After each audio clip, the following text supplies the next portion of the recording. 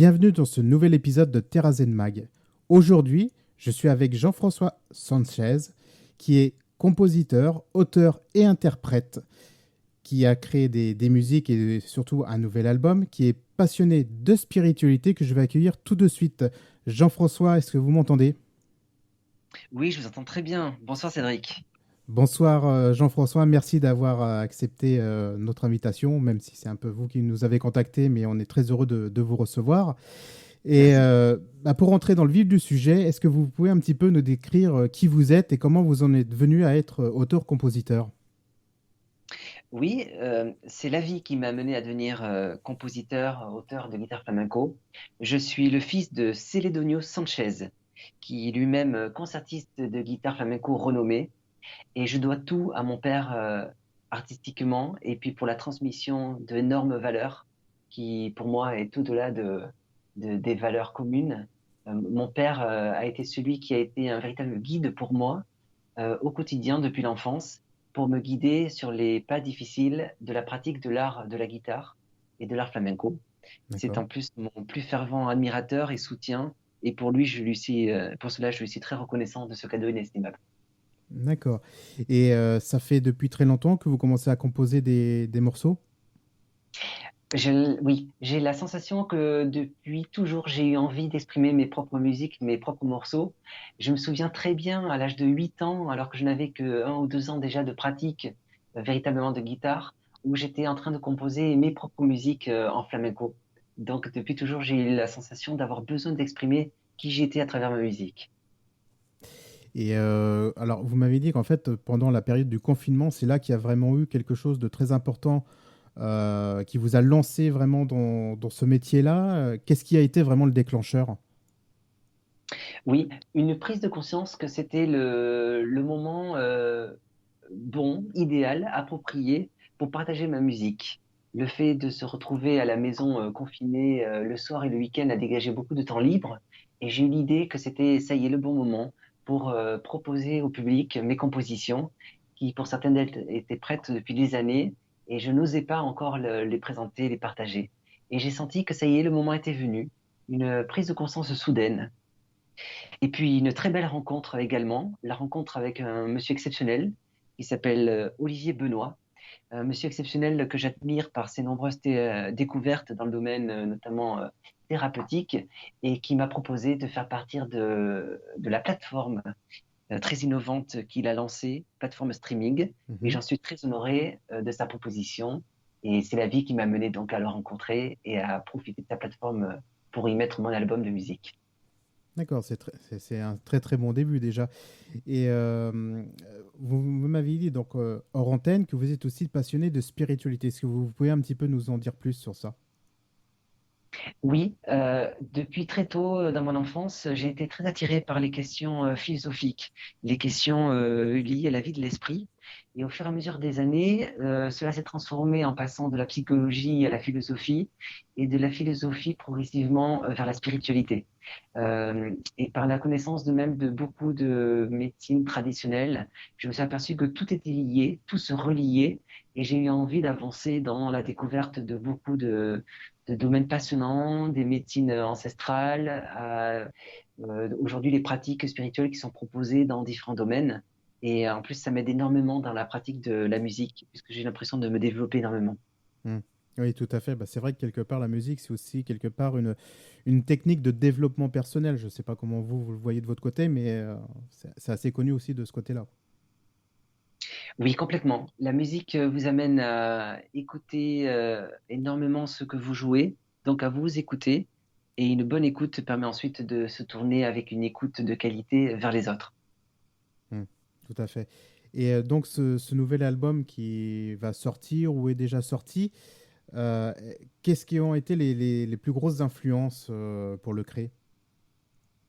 Alors, ma plus grosse influence, indéniablement, au-delà de tous les conseils et encouragements du grand artiste qui est mon père, c'est mon idole, Paco de Lucia, qui est le très grand nom de la guitare Mhm. flamenco, qui est décédé en 2014 maintenant, et qui pour moi a une influence déterminante, puisque lorsque je joue moi en essayant d'imiter Paco de Lucia. Et en fait, je m'inspire de ses œuvres et je m'inspire de ses interviews, de ce qu'il disait en tant qu'artiste pour essayer d'être sur ses traces. Hmm. D'accord. D'accord, donc c'est vraiment des personnes très importantes, on va dire, du domaine musical flamenco, même si c'est pas quelque chose que je connais beaucoup. Peut-être qu'on aura des auditrices, auditeurs qui, eux, par contre, connaissent très bien ce domaine. Donc c'est vraiment votre père et donc l'autre personne, en fait, qui est connue dans ce domaine-là, qui ont été vraiment les plus gros influenceurs, on peut dire. Ah oui, sans aucun doute. Mon père, par les encouragements qu'il m'a prodigués, par tous ses conseils, par son exigence, mais toujours dans une grande bienveillance, et Paco de Lucia, parce que c'est quelqu'un qui a fait pendant des décennies et qui toujours aujourd'hui fait autorité en la matière. C'est le génie absolu de la guitare flamenco, et pour moi, c'est le Mozart de la guitare flamenco. Quelqu'un qui a révolutionné la guitare et qui l'a mené à un niveau qui n'avait jamais été atteint. Et tous on essaie de s'approcher de lui, mais un tel génie aujourd'hui est rarissime et je ne sais même pas si un jour on pourra trouver quelqu'un d'équivalent en Hmm, guitare flamenco. hmm, d'accord. Et vos musiques, vous les faites seul ou avec peut-être d'autres personnes? Je compose tout seul. Je compose en prenant ma guitare et les idées me viennent quand je suis inspiré. Et ensuite, je travaille énormément sur ces idées. Hmm, C'est un processus de création qui se fait tout seul. Je ne me fais aider par personne. Sauf c'est à considérer, puisqu'on parle de spiritualité, que je me fais peut-être guider par par des éléments que je ne connais pas bien ou que je ne maîtrise pas bien, mais c'est ce qu'on appelle l'inspiration.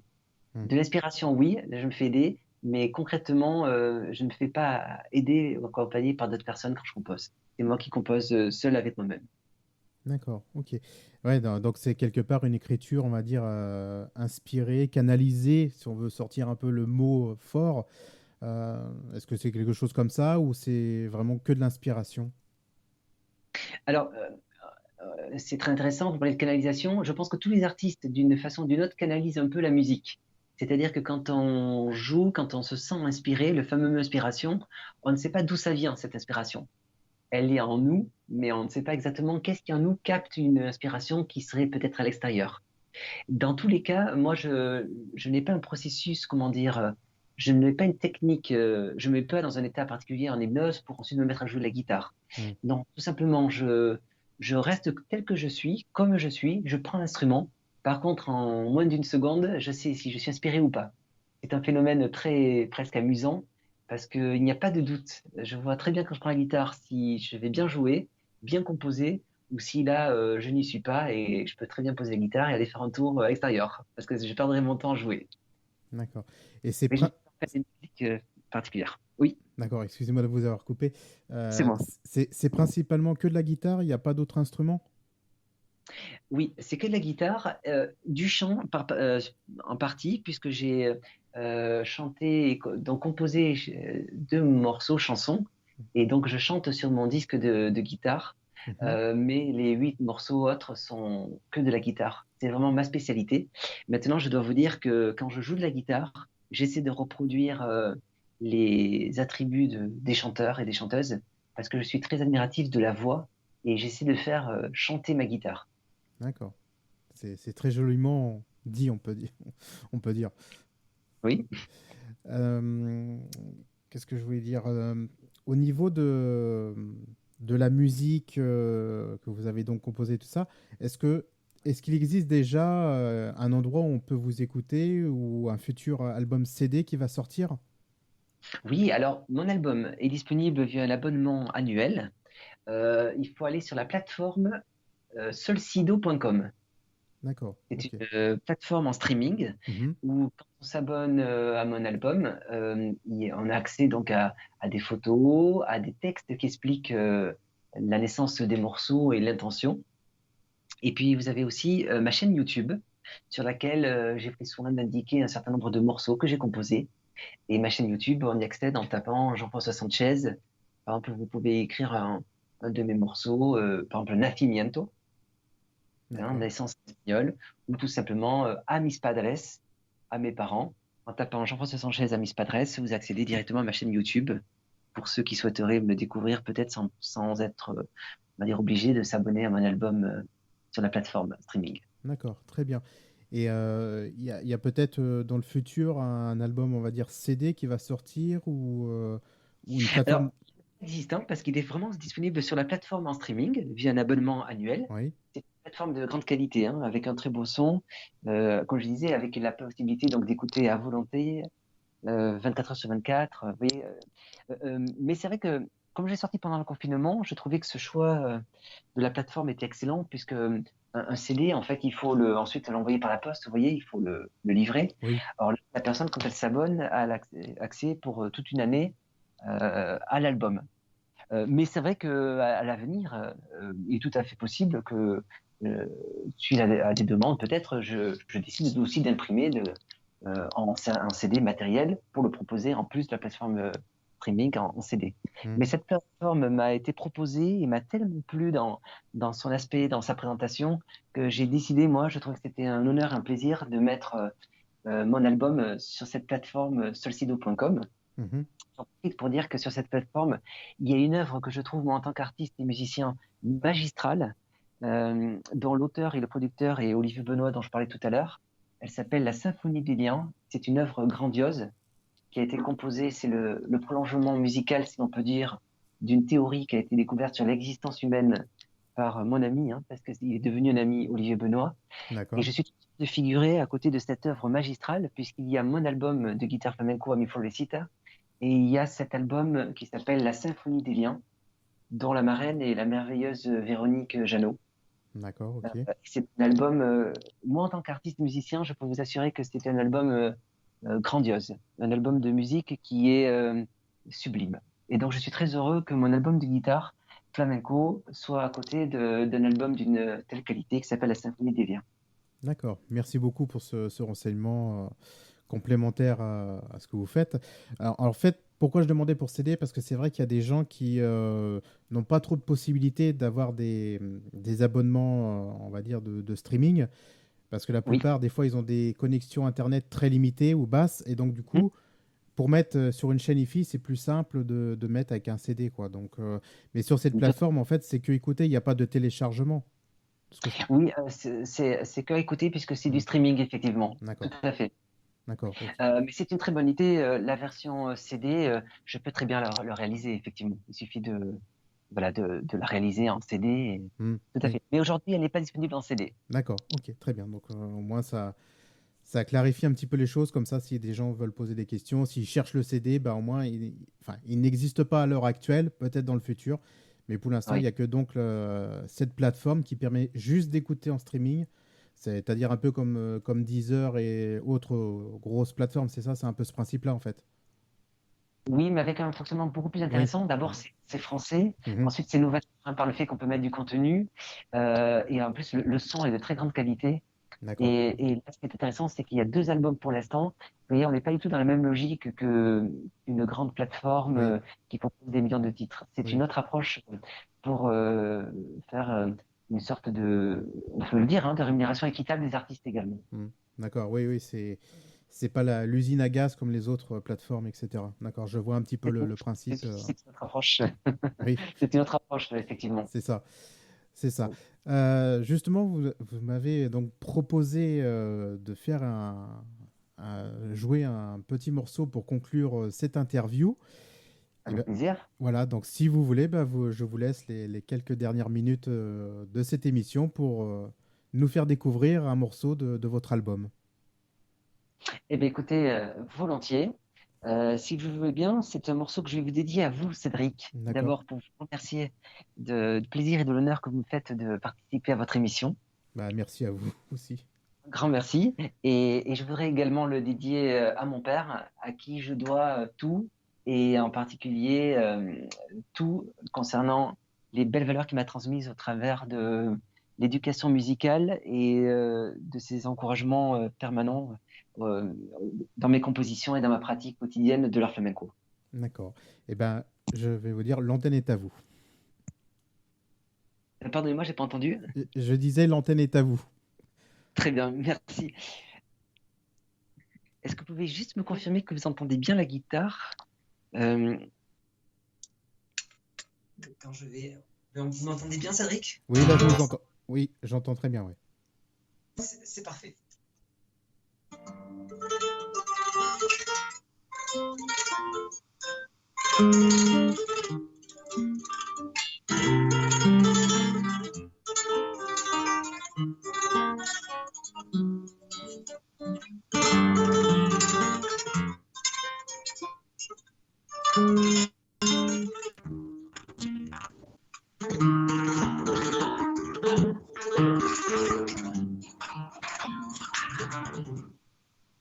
Si tú eres flamenco, tú